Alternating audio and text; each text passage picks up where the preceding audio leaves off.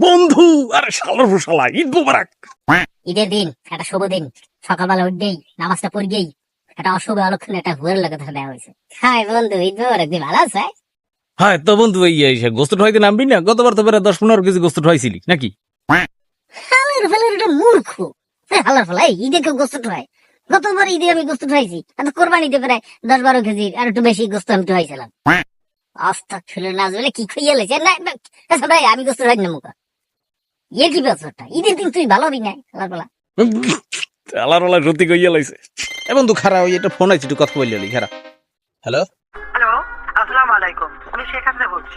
আপনাকে এবং আপনার পরিবারের সকল সদস্যদের জানাই পবিত্র ঈদ উল ফিতরের শুভেচ্ছা। ঈদবার আনন্দ, আসুন আমরা পরিবারের সকলে মিলে আত্মীয় স্বজন পাড়া প্রতিবেশী সহ সমাজের গরিব অসহায় মানুষের সঙ্গে ঈদের আনন্দ ভাগাভাগি করে নিই।